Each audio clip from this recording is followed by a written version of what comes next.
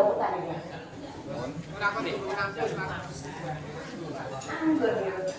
Tekan ya. Saudara.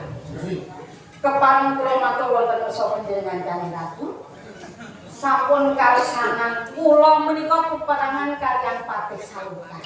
Kados adat saben kula saged unggul ing kuda Kanjeng Ratu. Dadi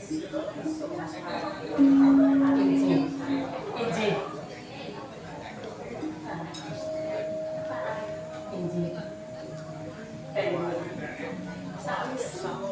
Sira bisa.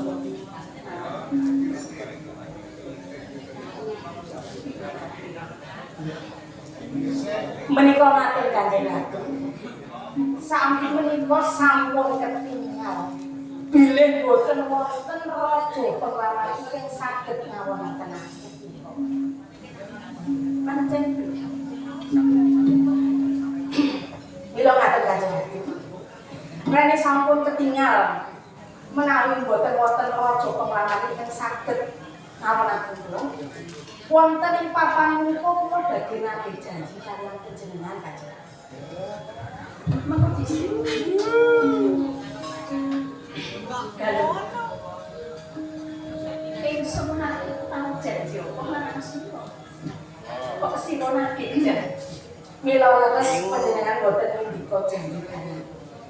Nanging menawi panjenengan menika saged ngraosaken kaliyan kula pitados saya boro ingkang saged kula teges ingkang badhe mengku panjenengan boten wonten menika sanesipun gejawi pakai dalem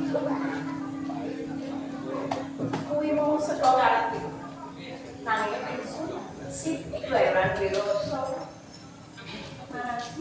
Kanjeng Ratu menapa panjenengan menika boten kaos saben-saben wonten pisowanan menika manah menika boten saged dipun corong saya dangu katresnan ingkang wonten mriki sangsaya ketingal mila Kanjeng kula nyuwun mbok pinjiya panjenengan menika kesah ladosi kula Kanjeng Ratu yen ingsun percaya menawa sira duwe rasa tresna marang nanging terbatas ingsun ora bae Kanjeng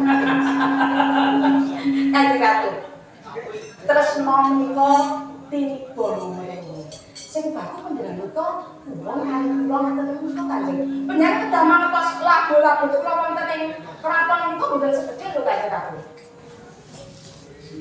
senajan